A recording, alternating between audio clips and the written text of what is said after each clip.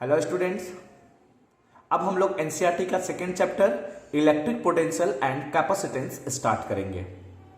तो इस चैप्टर का पहला टॉपिक इलेक्ट्रिक पोटेंशियल है।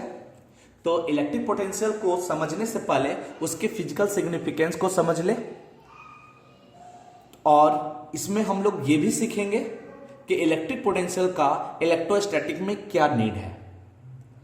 इसके पहले वाले चैप्टर में हम लोगों ने ये सीखा कि किसी पॉइंट पर चाहे सिंगल चार्ज हो, चाहे ग्रुप ऑफ चार्ज हो, चाहे डिस्ट्रीब्यूशन ऑफ चार्ज हो, इसके वजह से किसी पॉइंट पर इलेक्ट्रिक फील्ड इंटेंसिटी कैसे कैलकुलेट करते हैं। चाहे वो कूलम्ब्स लॉ का मेथड हो, चाहे वो गॉस लॉ का मेथड हो, वो हम लोग दो अलग अलग तरीके से हम लोगों ने इलेक्ट्रिक फील्ड इंटेंसिटी कैलकुलेट करना सीखा। अब हम लोग इलेक्ट्रिक पोटेंशियल में क्या कैलकुलेट करते हैं, इसकी क्यों जरूरत पड़ी इलेक्ट्रोस्टैटिक में। तो देखिए, मैं आपको पहले ये बता दूं, जो हम लोग इलेक्ट्रिक फील्ड या इलेक्ट्रिक फोर्स किसी पॉइंट पर हम लोग कैलकुलेट कर रहे थे, चाहे वो जो भी चार्ज का डिस्ट्रीब्यूशन हो, चाहे जो भी पॉइंट चार्ज हो या ग्रुप चार्ज हो, उसके लिए हम लोगों को वेक्टर मेथड का रिक्वायरमेंट हुआ था। यानी इलेक्ट्रिक फील्ड जो है वो वेक्टर है, ठीक है। उसके लिए हम लोगों ने वेक्टर मेथड यूज किया था। किसी भी पॉइंट पर ग्रुप ऑफ चार्ज का यूज करना हो तो वेक्टर मेथड से हम लोग पैरेललोग्राम लॉ यूज करके इलेक्ट्रिक फील्ड इंटेंसिटी कैलकुलेट किए थे। लेकिन इलेक्ट्रिक पोटेंशियल के अंतर्गत हम आसानी से इलेक्ट्रिक फील्ड इंटेंसिटी आसानी से ग्रुप ऑफ चार्ज, चाहे डिस्ट्रीब्यूशन ऑफ इलेक्ट्रिक चार्ज या पॉइंट चार्ज की वजह से किसी पॉइंट पर इलेक्ट्रिक फील्ड इंटेंसिटी को कैलकुलेट कर सकते हैं बाय यूजिंग इलेक्ट्रिक पोटेंशियल। और इलेक्ट्रिक पोटेंशियल एक स्केलर क्वांटिटी होता है, तो स्केलर क्वांटिटी होने की वजह से हमें फायदा यह हो जाता है कि हमें वेक्टर मेथड यूज करना नहीं पड़ता। पैरेललोग्राम लॉ ऑफ वेक्टर, इन सारे टर्म का, डायरेक्शन का, एंगल का, ये सब टर्म का रिक्वायरमेंट नहीं होता। कैलकुलेशन थोड़ा लेंदी नहीं होता। इलेक्ट्रिक पोटेंशियल के आधार पर हम लोग आसानी से किसी पॉइंट पर इलेक्ट्रिक फील्ड इंटेंसिटी कैलकुलेट कर लेते हैं। इसमें किसी भी डायरेक्शन की रिक्वायरमेंट नहीं होगी, न किसी के एंगल की रिक्वायरमेंट होगी। तो ये हमारा इलेक्ट्रिक पोटेंशियल हमको हेल्प करता है इलेक्ट्रिक फील्ड इंटेंसिटी कैलकुलेट करने के लिए। तो सबसे पहले अब हम इलेक्ट्रिक पोटेंशियल को स्टार्ट करते हैं, इसके फिजिकल सिग्निफिकेंस को समझते हैं कि इलेक्ट्रिक पोटेंशियल आखिर होता क्या है। तो इलेक्ट्रिक पोटेंशियल को समझने के लिए हम एक बेसिक कॉन्सेप्ट, बेसिक एग्जांपल लेके चल रहे हैं। जैसे मैंने दो कंटेनर लिया, अब इन दोनों कंटेनर का वॉल्यूम अलग अलग है, एक कंटेनर ए और एक कंटेनर बी। कंटेनर ए में और बी में मैंने same quantity of liquid add किया है। इसमें जो अमाउंट ऑफ वाटर हो, सपोज दैट लिक्विड जो भी, और इसमें भी, तो दोनों में क्वांटिटी सेम है। मैंने जो वाटर ऐड किया है सपोज, वो दोनों में सेम है। लेकिन जब दोनों का अलग अलग वॉल्यूम होगा तो हम ये देखेंगे कि जिसकी वॉल्यूम कम है उसमें वही क्वांटिटी ऑफ वाटर ज्यादा लेवल पर है, और जिसमें वॉल्यूम ज्यादा है वही क्वांटिटी ऑफ वाटर जो है या लिक्विड जो है वो कम लेवल पर है। तो अब बताइए कि किसके पास एनर्जी ज्यादा होगी, किसके पास पोटेंशियल एनर्जी ज्यादा होगी। तो ऑफ कोर्स जिसका हाइट या जिसका लेवल ज्यादा है उसके पास पोटेंशियल एनर्जी ज्यादा होगी। यानी बॉटम से यहां तक की ऊंचाई ज्यादा होने से इसके पास पोटेंशियल एनर्जी ज्यादा होगा इस कंटेनर में, और इस लिक्विड में जो पोटेंशियल एनर्जी होगी हाइट कम होने से कम होगी। अगर आप प्रेशर की बात करो तो लिक्विड का लेवल ज्यादा होने से, जैसे हम लोग पढ़े थे 11th में, रो जी एच प्रेशर एग्जर्ट करता है। तो एच ज्यादा होने की वजह से ये जो लिक्विड लेवल है इस पर ज्यादा प्रेशर एग्जर्ट करेगा, इस पर कम प्रेशर एग्जर्ट करेगा, लेकिन क्वांटिटी सेम है। ये ध्यान दीजिएगा, दोनों में मैंने same quantity of water add किया है। तो वैसे स्थिति में क्या हो रहा है, एनर्जी दोनों का अलग अलग है, प्रेशर अलग अलग है। अब हम इन दोनों को एक पाइप के जरिए हमने एक टैप से कनेक्ट कर दिया। जब हम इसके टैप को खोलेंगे तो आप समझ रहे हो क्या होने वाला है। लिक्विड का जो फ्लुएशन होगा ए से बी की ओर होगा, यानी कि जो लिक्विड का जो मूवमेंट है वो हायर लेवल से लोअर लेवल की ओर होगा।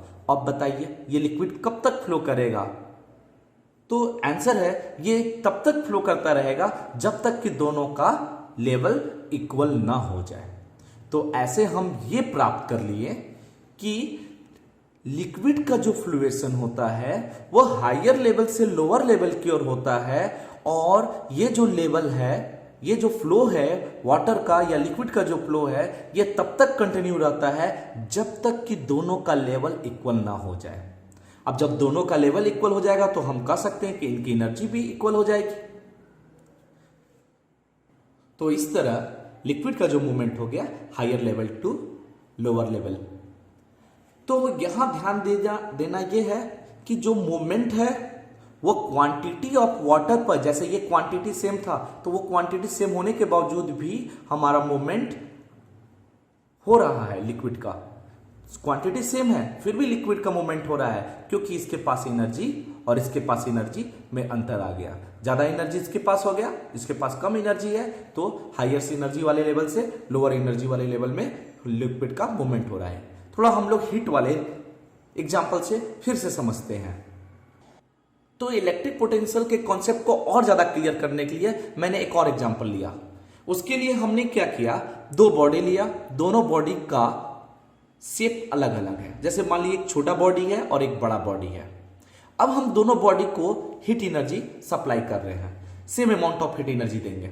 अगर हम हीट एनर्जी देंगे सेम अमाउंट पर, तो अब बताइए किस बॉडी का टेम्परेचर ज्यादा होगा। मान लीजिए दोनों बॉडी सेम मटेरियल का बना हुआ है, अब बताइए किसका टेम्परेचर ज्यादा होगा। तो जो छोटा बॉडी है वो ज्यादा टेम्परेचर कंटेन करेगा और जो बड़ा बॉडी है उसके रिस्पेक्ट में कम टेम्परेचर होगा।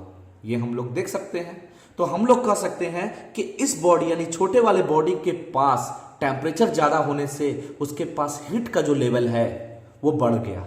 जैसे वाटर का लेवल बढ़ गया था उसी तरह हीट का लेवल बढ़ गया। हमने same amount of heat energy दिया, जैसे सेम अमाउंट ऑफ वाटर दिया तो same amount of heat energy दिया, लेकिन हीट लेवल जो है वो छोटे वाले बॉडी में ज्यादा हो गया, तो इसकी वजह से इसका टेम्परेचर ज्यादा हो गया। और हम कह सकते हैं, मान लीजिए टेम्परेचर को TA कंसीडर कर लिया, और हम कह सकते हैं कि लोअर हीट लेवल यानी कि इस बॉडी में कम हीट आया, वही हीट आया लेकिन जो लेवल है वो घट गया, तो उस हिसाब से इसका टेम्परेचर कम हो गया। तो वैसी स्थिति में temperature of body A greater than temperature of body B। अब क्या होता है, जब दोनों को एक दूसरे के साथ कांटेक्ट में रखेंगे तो बताइए क्या होगा। तो ऐसी स्थिति में हीट का मूवमेंट होगा, तो हीट जो है वो फ्लो करना स्टार्ट होगा। तो जब हीट फ्लो करना स्टार्ट होगा तो कहां से फ्लो करेगा, तो हायर टेम्परेचर से लोअर टेम्परेचर की ओर मूव करेगा। तो यानी हायर लेवल से लोअर लेवल की ओर मूव करेगा, यानी heat level higher heat level से लोअर हीट लेवल की ओर मूव करेगा। अब कंपेयर कीजिए वाटर से, तो वाटर में भी यही स्थिति आ रही थी कि वाटर में भी हायर वाटर लेवल से लोअर वाटर लेवल की ओर मूव कर रहा है।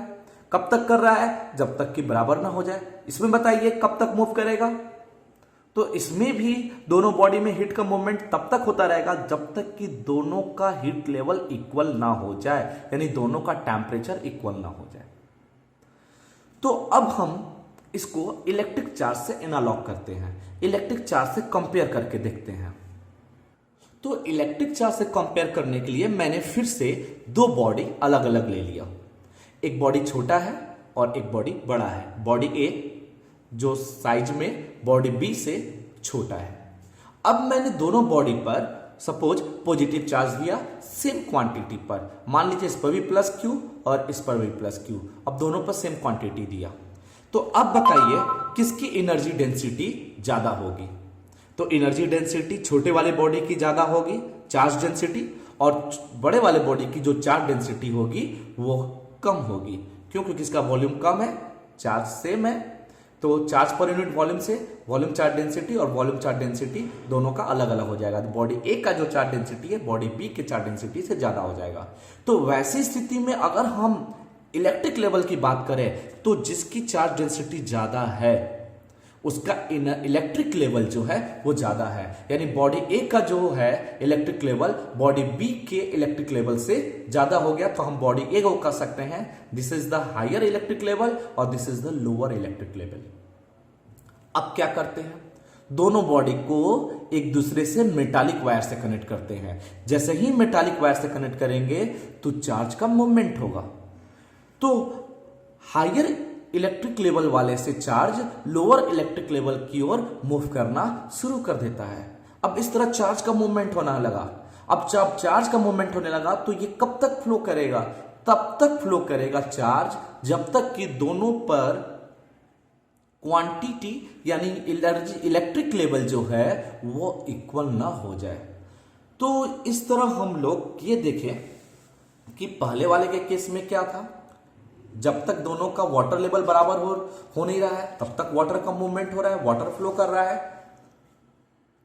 तो उसमें मैंने ये बताया कि जो वाटर का मूवमेंट हो रहा है हायर पोटेंशियल वाले से लोअर पोटेंशियल एनर्जी की ओर मूव कर रहा है। अगर हम हीट एनर्जी की बात करें तो इसमें भी हीट एनर्जी का मूवमेंट जो है यानी हीट का जो फ्लोएशन है वह हायर टेम्परेचर वाले से लोअर टेम्परेचर की ओर जा रहा है। यह बॉडी के शेप पर डिपेंड नहीं कर रहा है। तो इस तरह हमने बताया कि जो हीट का फ्लोएशन है हायर से लोअर टेम्परेचर की ओर है। तो उसी तरह हम लोग को जब चार्ज के बारे में बात करना होगा तो चार्ज भी एक लेवल से दूसरे लेवल की ओर मूव कर रहा है। तो उस लेवल को एक फिजिकल क्वांटिटी का नाम दिया गया और उस क्वांटिटी का नाम दिया गया वो है इलेक्ट्रिक पोटेंशियल। यानी अब हम इलेक्ट्रिक पोटेंशियल को यानी कि इलेक्ट्रिक लेवल को हम इलेक्ट्रिक पोटेंशियल कर सकते हैं। तो अब अगर इसके पास हायर इलेक्ट्रिक लेवल है इसका मतलब इसके पास हायर पोटेंशियल एनर्जी है यानी ज्यादा पोटेंशियल है, और इसके पास पोटेंशियल कम है। यानी जिस बॉडी के पास चार्ज डेंसिटी ज्यादा होगा उसका पोटेंशियल ज्यादा होगा, और जिसका चार्ज डेंसिटी कम होगा वो पोटेंशियल कम होगा। लेकिन वो पॉजिटिव और नेगेटिव चार्ज पे भी डिपेंड करता है। तो ये कंडीशन पॉजिटिव चार्ज के लिए था। तो पॉजिटिव चार्ज के केस में जो चार्ज का जो मूवमेंट होता है वो हायर पोटेंशियल से लोअर पोटेंशियल की ओर होता है। तो इस तरह हम लिख सकते हैं for positive charge it always flows from higher to lower potential. अगर ये निगेटिव का कॉन्सेप्ट हो तो ये जस्ट उल्टा हो जाएगा। तो वैसी स्थिति में negative charge it move from lower potential to higher potential. तो सबसे पहले हमारा ये व्यू बनता है कि इलेक्ट्रिक पोटेंशियल क्या होता है। तो इलेक्ट्रिक पोटेंशियल किसी बॉडी के इलेक्ट्रिक लेवल को रिप्रेजेंट करेगा और साथ में चार्ज के फ्लो के डायरेक्शन को डिटरमाइन करेगा कि जो चार्ज होता है वह किस पोटेंशियल से किस पोटेंशियल की ओर मूव करता है, वो चाहे पॉजिटिव हो चाहे नेगेटिव हो। जैसा कि हम लोगों ने पॉजिटिव के केस में देखा जो चार्ज का मूवमेंट है वो हायर पोटेंशियल से लोअर पोटेंशियल की ओर है, और नेगेटिव केस में लोअर पोटेंशियल से हायर पोटेंशियल की ओर है। तो इस तरह हम लोगों ने ये समझ लिया कि जो चार्ज का जो मूवमेंट होता है, जो चार्ज का जो फ्लो है वो इलेक्ट्रिक पोटेंशियल के द्वारा ही डिटरमाइन होता है। तो इस तरह हम डिफाइन कर सकते हैं electric potential of a charge conductor is its electric state.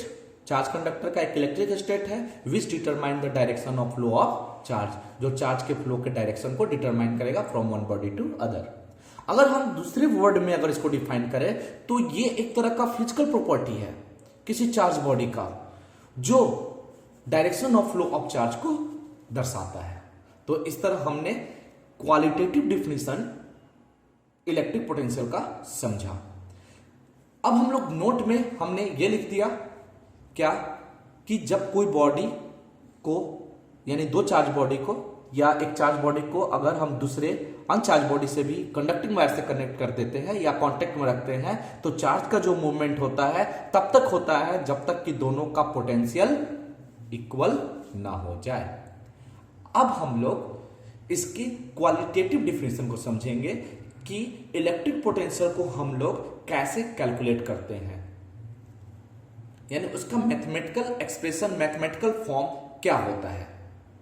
और ये ध्यान रखिएगा ये एक स्केलर क्वांटिटी है।